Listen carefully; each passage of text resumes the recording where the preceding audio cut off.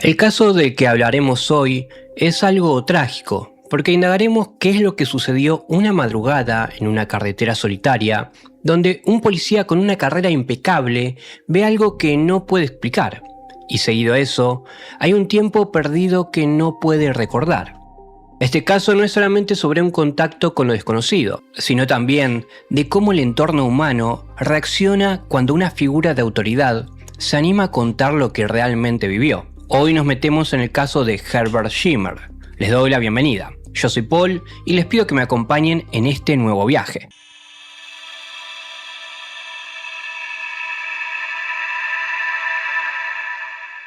Como mencioné en la intro, el protagonista de hoy se llama Herbert Schirmer. En 1967 tenía apenas 22 años, pero ya llevaba bastante tiempo lejos de su Mississippi natal. Había crecido en una familia numerosa y a los 19 ya se había metido en la Marina, donde pasó 3 años. Para cuando llegó a Nebraska, ya estaba acostumbrado a cumplir horarios largos, prestar atención en lo que tenía enfrente y mantener la cabeza fría cuando aparecía algún conflicto. Ya para diciembre de ese mismo año, trabajaba como sargento de la policía en un pueblo llamado Ashland, en Nebraska, de apenas unos 1500 habitantes. Si bien era muy joven para ocupar ese puesto, Herbert sumaba puntos porque tenía experiencia militar y además un muy buen historial de servicio. Sus patrullas nocturnas transcurrían por calles con casi nulo movimiento y rutas rodeadas de campos, donde durante largos tramos podía manejar sin cruzarse con ningún otro auto. La madrugada del 3 de diciembre estaba trabajando como de costumbre. Recorría caminos cercanos al pueblo. Hacía frío, todavía faltaba bastante para que amaneciera. Y a esa hora, casi todo estaba vacío. Cerca de las 2:30, vio unas luces rojas más adelante, justo en el cruce de las rutas 6 y 63. Desde esa distancia, parecían las luces de un camión detenido, así que se dispuso a ayudar. Bajó la velocidad y se acercó para ver qué estaba pasando. El tema es que a medida que se acercaba al supuesto camión, la escena que había imaginado empezaba a perder todo tipo de sentido. Para empezar, las luces estaban demasiado altas y además parecían formar parte de algo mucho más grande que un vehículo común. Para tratar de entender mejor qué estaba viendo, decidió encender las luces largas del patrullero. Recién ahí, el policía pudo dimensionar qué es lo que estaba viendo. Las luces provenían de pequeñas aberturas distribuidas alrededor de una estructura metálica. Este objeto ocupaba parte de la carretera y tenía un cuerpo largo, parecido a un disco grueso o a una pelota de fútbol americano acostada y achatada. Estimó que tenía entre 6 y 8 metros de largo, y alrededor del objeto se veía una especie de borde que lo recorría de punta a punta. Pero apenas el policía iluminó el objeto, este empezó a moverse. Desde la parte de abajo apareció un resplandor muy fuerte que, según las distintas versiones, iba del naranja al azul y toda la estructura se elevó en línea recta. Al mismo tiempo se escuchó un sonido bastante agudo, similar a un silbido largo. Ese detalle me lleva a un recuerdo personal de mi abuelo. Él era un hombre de campo y desde chico trabajaba yendo de un lado al otro entre montañas, en mula, y siempre me decía que si alguna noche escuchaba un silbido en medio de un área solitaria por ningún motivo, debía responder, y mucho menos intentar buscar el origen de ese sonido, porque lo más probable es que te sucediera algo malo. Él conocía relatos donde las personas no eran vistas de nuevo, pero bueno, tal vez más adelante cuente alguna de esas historias, no me quiero ir mucho del tema. Volvamos al policía. Cuestión es que pocos segundos después de alumbrar a esta nave, ya estaba por encima del camino, y se alejó a toda velocidad hasta perderse en el cielo.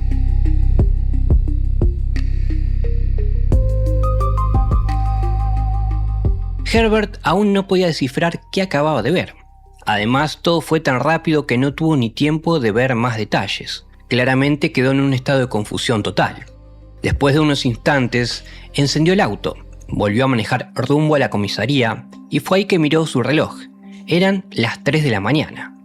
Ahí arranca el problema, porque entre el momento que vio aquello y la hora que marcaba su reloj, le faltaban al menos 20 minutos que no podía explicar. O sea, a esos 20 minutos le podemos restar los segundos que duró el avistamiento, pero aún así, el missing time era evidente. Mientras conducía empezó a sentirse bastante mal.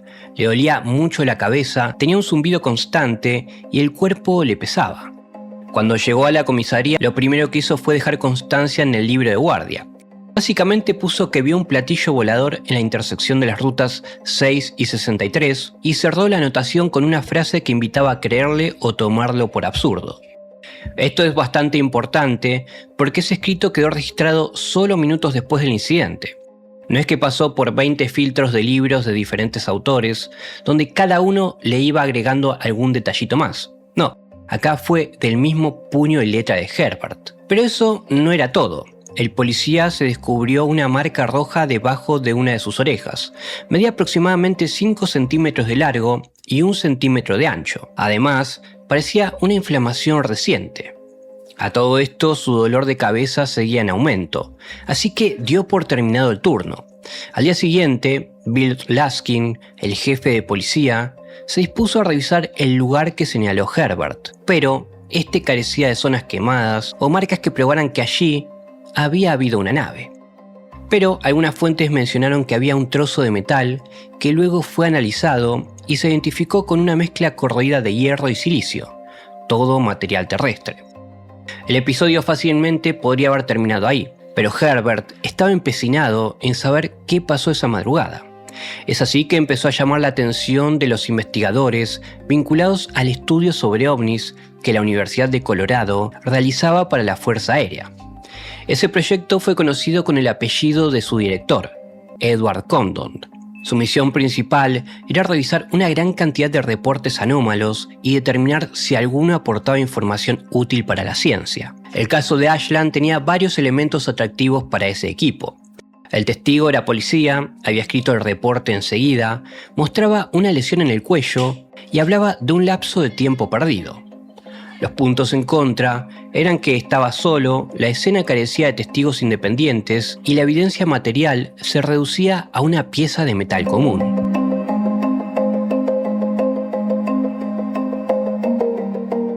Pero antes de continuar quiero anunciar que ya pudimos recobrar la monetización. Gracias por el apoyo constante en este tiempo. Por otro lado, para lograrlo no me quedó opción que eliminar más de 900 videos. En la sección de comunidad lo expliqué con detalles. Patreon va a seguir funcionando y mucho de ese material va a ser exclusivo de esa plataforma. Así que si te gustaría apoyarme y salir en pantalla en Viaje a lo Desconocido, como los Patreons que ves ahora, te dejo el link en el comentario fijado. También algunos otros videos serán resubidos al canal secundario, que si aún no estás suscrito, te lo dejo también en el comentario fijado. Y si te está interesando o te entretienen estos videos, por favor apóyame con tu like o comentario. Como siempre digo, hasta un emoji me ayuda un montón. Muchas gracias. Continuemos con este caso que es impresionante. Es así que decidieron someter al policía a evaluaciones psicológicas y a una prueba de polígrafo. Herbert logró superar el examen, dato que durante mucho tiempo fue presentado como una garantía de veracidad. De todas formas, hay que recordar que el polígrafo mide cambios físicos vinculados al estrés y puede mostrar que una persona realmente cree en lo que está diciendo. O sea, una persona puede relatar con absoluta sinceridad una experiencia interpretada de una manera equivocada. En este caso, el polígrafo va a decir que la persona no mentía, pero no podemos saber si se equivocó o no. En febrero de 1968 entra en escena un psicólogo ya conocido en este canal. Estamos hablando de Ronald Leo Sprinkle. Él ya había trabajado con muchos testigos con experiencias similares y aceptó trabajar con Herbert mediante hipnosis. Las sesiones evidentemente buscaban explorar esos 20 minutos ausentes. Hasta ahora teníamos un avistamiento, una anotación policial, síntomas físicos y una diferencia horaria. Acá es donde el caso empieza a cambiar. Bajo hipnosis, Herbert volvió mentalmente al momento en que había detenido al patrullero. Según su relato, el objeto descendió o quedó suspendido muy cerca del camino. Una abertura se activó y varias figuras salieron hacia el auto. Eran bajas, de alrededor de 1,40 m de 1,50 m, con cuerpos delgados y cabezas alargadas. La piel tenía un tono claro, entre gris y blanco. Los ojos eran oblicuos, parecidos a los de un gato, y la boca quedaba reducida a una línea fina. Las criaturas vestían trajes ajustados de aspecto metálico, guantes y cascos con pequeños apéndices. Sobre el pecho llevaban el detalle más recordado de toda la historia, una serpiente con alas. Esto me obliga sí o sí a vincularlo con el caso de Filiberto Cárdenas, que hice en mi canal secundario. Este hombre también vio un logo similar con la serpiente. No entraré en detalles, pero se los dejo en el comentario fijado para que después lo vayan a ver. Herbert dijo que quiso reaccionar como un policía lo haría. Llevó rápidamente su mano hacia el arma, pero uno de los seres reaccionó antes. Sacó de una funda un aparato pequeño, se lo apuntó y lanzó un destello que lo dejó completamente paralizado. Seguía consciente y podía ver lo que ocurría, pero el cuerpo había dejado de responder. Otra de las figuras se acercó hasta la ventanilla y lo sujetó del lado izquierdo del cuello, justo debajo de la oreja. Después le preguntó si él era el vigilante de aquella zona. Herbert respondió que era policía. En algunas versiones del caso se menciona una especie de gas verde que cubrió el patrullero poco antes de que los seres se acercaran. El policía salió del auto, todavía bajo el control de las criaturas, y subió por aquella especie de escalera que salía de la nave.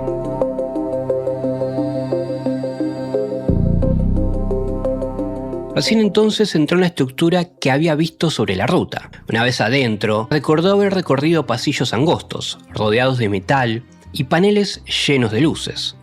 Los seres se movían con bastante orden, como si cada uno supiera exactamente qué tarea tenía que cumplir. Entre ellos había uno que parecía estar al mando.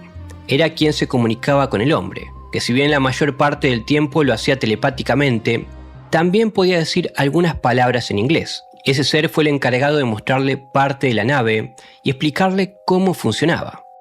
Según el policía, estos objetos usaban algún tipo de energía electromagnética. También podían desaparecer de la vista y moverse entre distintas bases sin ser detectados. El hombre aseguró que aquella nave formaba parte de una operación mucho más grande, con instalaciones repartidas en varios lugares. A partir de ahí, el relato se vuelve bastante más difícil de seguir. Los seres le dijeron que venían de una galaxia cercana y que tenían bases en otros planetas también. Venus aparece varias veces dentro de esa historia, aunque con los años también empezaron a circular versiones que hablaban de instalaciones en la Tierra, incluso en Estados Unidos y Argentina. El problema es que esos últimos datos fueron apareciendo mucho después y cuesta saber cuánto salió realmente de las sesiones y cuánto fue agregado por otros autores. El que parecía estar al mando también le habría contado que llevaban bastante tiempo observando a la humanidad. Ellos estudiaban nuestro comportamiento y seguían de cerca la forma en que veníamos cambiando como especie. La idea era intervenir de a poco, sin mostrarse de golpe ni alterar demasiado lo que pasaba en la Tierra. Antes de dejarlo ir, le aseguraron que volverían a buscarlo otras 2 veces. Después, el recuerdo se corta. Herbert volvió a encontrarse sentado dentro del patrullero, con el objeto alejándose sobre la ruta y cerca de 20 minutos de esa madrugada completamente fuera de su memoria. Estaba más que claro que la hipnosis le dio al caso su parte más impresionante y al mismo tiempo su punto más frágil. También es interesante el momento cultural de la época.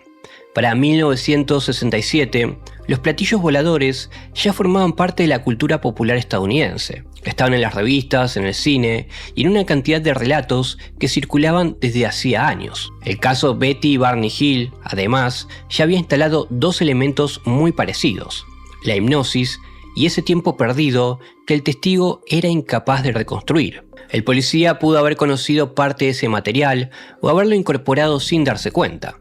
Eso ayudaría a entender por qué algunos detalles de su experiencia se parecen tanto a otros casos de la época. Pero, incluso aceptando esa posibilidad, todavía queda lo más difícil de explicar. ¿Qué vio realmente sobre la ruta? ¿Qué provocó la marca en su cuello? ¿Y dónde quedaron esos 20 minutos? La comisión Condon, que estudió el caso, llegó a una conclusión bastante cauta. Los investigadores entendieron que Herbert hablaba con sinceridad y que realmente creía en lo que estaba contando. El problema es que no había pruebas suficientes para demostrar que todo hubiese ocurrido tal como él lo recordaba.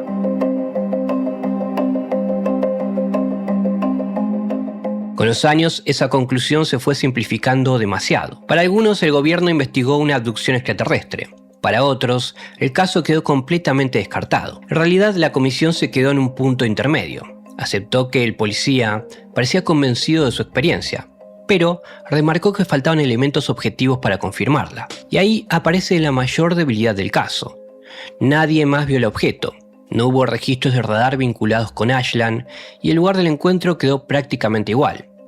El patrullero siguió funcionando, la vegetación no mostró cambios y el pequeño fragmento metálico encontrado en la zona resultó ser material común.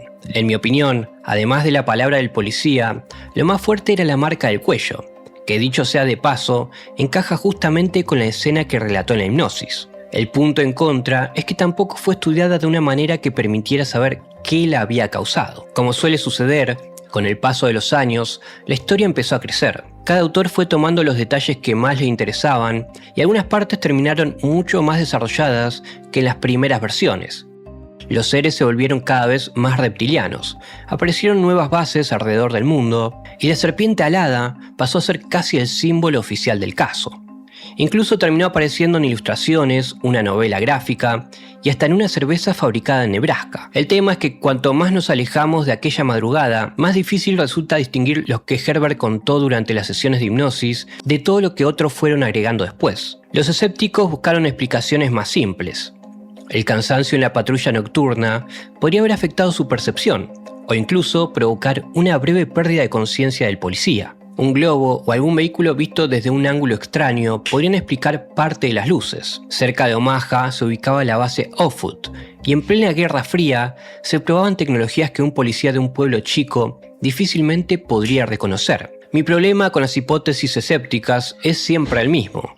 No encajan del todo con lo que el testigo dice haber visto. En este caso pueden explicar una luz o un objeto confundido en la distancia, pero eso no explica el ascenso vertical, el tiempo que le faltaba y tampoco la marca del cuello. En cuanto a los otros dos encuentros que supuestamente le habían anunciado, la historia termina de una forma bastante menos espectacular. La documentación disponible llega hasta esa promesa, porque después de la madrugada de Ashland ya no aparece ningún contacto que pueda reconstruirse con una fecha, un lugar o un registro concreto. De hecho, tiempo más tarde, el propio Herbert dijo que ya no creía que aquellos seres fueran a volver. También aseguró que si alguna vez veía otro objeto extraño bajando del cielo, esta vez manejaría en la dirección contraria. Y si hay algo que mantiene vivo este caso, es lo que pasó con Herbert después de aquella madrugada. Tenía apenas 22 años, un buen historial y una carrera policial que recién empezaba. Contar lo que había visto podía costarle caro.